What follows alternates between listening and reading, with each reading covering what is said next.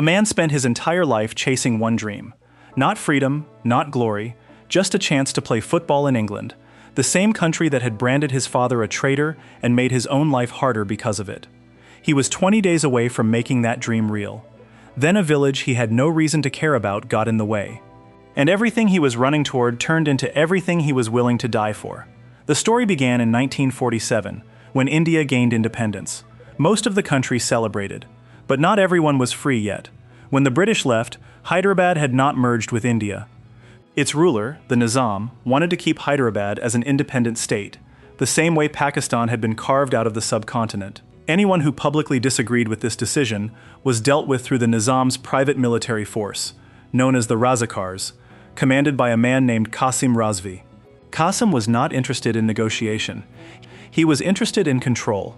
Sardar Vallabhbhai Patel made repeated attempts to convince him that Hyderabad belonged with India. Qasim turned him down every time, insisting that Hyderabad would remain independent regardless of what Delhi wanted. Patel decided to give the situation more time, but on the ground, Qasim was not waiting.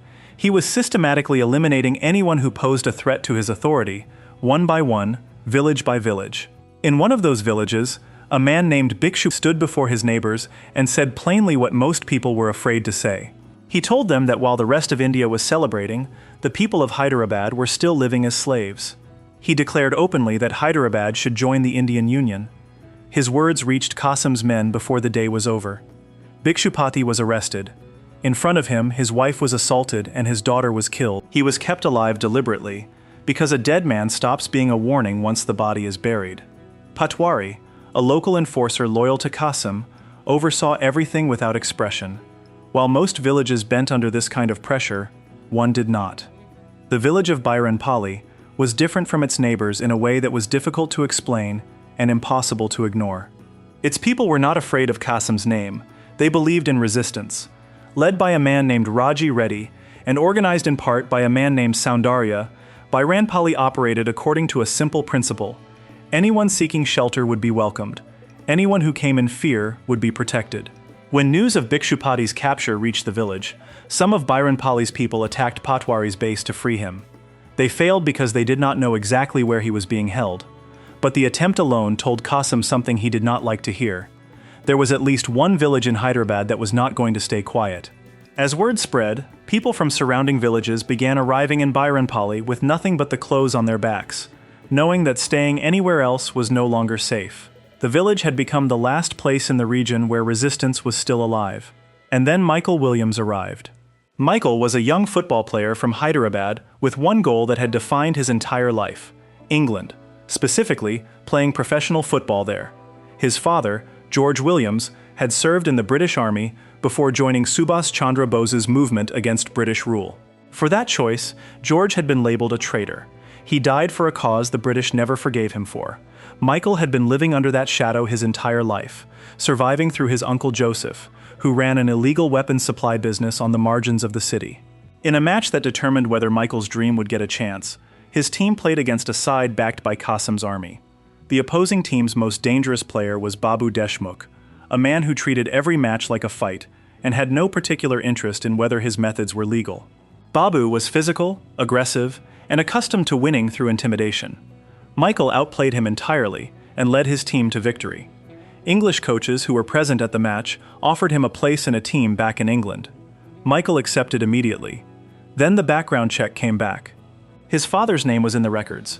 George Williams, branded a traitor by the British, was not a reputation that opened doors in England. The coach gave him one condition. If Michael could reach England within 20 days, the offer would stand. 20 days. Michael went to his uncle Joseph for help. Joseph connected him with a group of foreign smugglers who moved people out of the country illegally through weapons shipments. The deal was straightforward. Before they would arrange his passage, Michael had to first transport a large shipment of weapons to a specified location. It was dangerous, and it was illegal, and Michael had no other way. He said yes. Michael and his friend Shabir disguised themselves as soldiers from Qasim's army and began moving the weapons shipment toward its destination. At a border checkpoint, Babu Deshmukh was waiting. Babu recognized Michael immediately. The confrontation that followed gave Michael no good options. During the fight, he attacked Babu with fire, burning one side of his face severely before escaping. Babu survived, but the scarring was permanent. From that point forward, his hatred for Michael became something personal. The vehicle broke down shortly after they escaped. Patwari's men spotted them stranded on the road. Assuming from the disguise that they were Qasim's soldiers, Patwari's men brought them to his base rather than killing them outright. Michael used the moment to secretly contact Joseph by phone. One of Patwari's men overheard enough of the conversation to know something was wrong. Patwari decided to test them. He brought Bhikshupati out, placed a gun in Michael's hand, and told him to shoot the prisoner. Michael stood there and did not pull the trigger. Patwari had his answer. The base erupted. Michael fought his way out in the chaos that followed, and Bhikshupati threw himself into the vehicle during the escape. He directed Michael toward Bairanpalli. Patwari's men followed until the village came into sight and then stopped. The name of the village alone was enough to turn them back. The moment Michael and Shabir arrived in Bairanpalli, the villagers surrounded the vehicle. Bhikshupati stepped out and vouched for them, and the tension dropped just enough for the two men to breathe. Michael told no one the truth. He said he was a cook, passing through, and the village accepted the story and offered shelter while his vehicle was being repaired. Over the days that followed, Michael settled into the rhythm of village life in ways he had not expected. He met Chandrakala, a young woman who led a traveling drama troupe.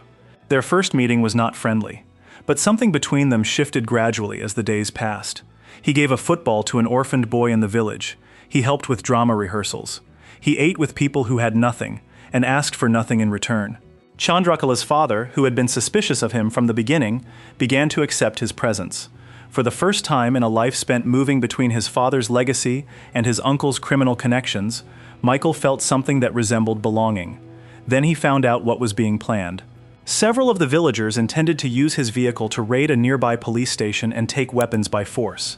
Bairanpalli had people and courage, but it did not have firepower, and everyone understood that swords and spears were not going to hold back Qasim's army indefinitely. Michael understood the logic. He also understood that staying any longer would pull him into something he had not agreed to. The next morning, he and Shabir prepared to leave quietly. Balraju and his men stopped them before they got to the road. The vehicle was staying. Michael was staying. The argument grew loud and then grew worse. Someone produced a newspaper with a photograph of Michael celebrating his football victory. The villagers looked at the photograph and looked at the man standing in front of them and understood that he had lied about everything since he arrived. They searched the vehicle and found the Qasim military uniforms. The beating that followed would have been fatal if Michael had not managed to make himself heard. He shouted the truth into the chaos.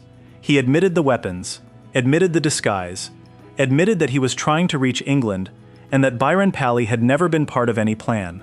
He denied any connection to Qasim. Before anyone could decide whether to believe him, gunfire opened up from the edge of the village. Qasim's soldiers had already been ordered to attack. The assault was immediate and overwhelming. Michael and Shabir moved toward the road under the cover of the chaos. Michael reached the edge of the village and looked back. Homes were on fire. Villagers were falling. People who had given him food and shelter and a few days of something that felt like a family were being shot in the streets. He stopped. He turned around, went back to his vehicle, retrieved the weapons, and opened fire on Qasim's soldiers.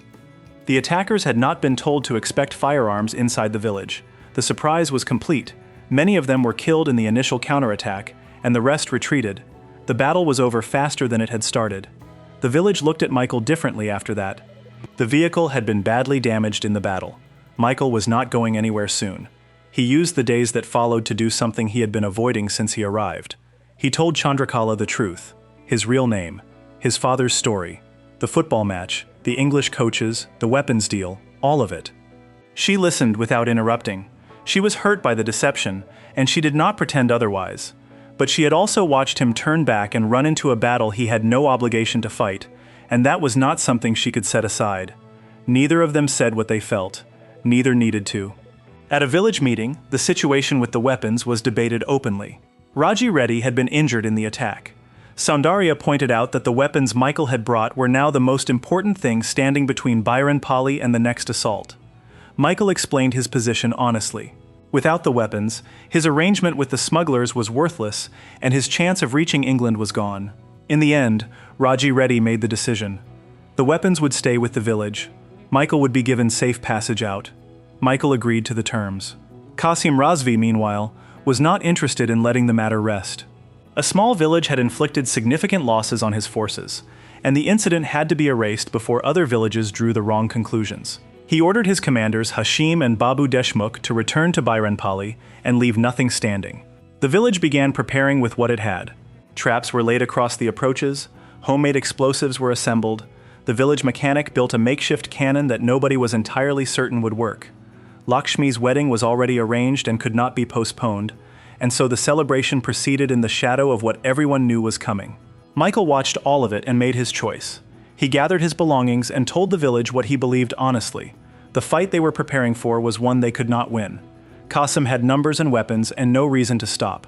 The village had courage and not much else. Staying and fighting meant dying. The villagers told him that this land was their home and their identity. Leaving was not something they were going to do.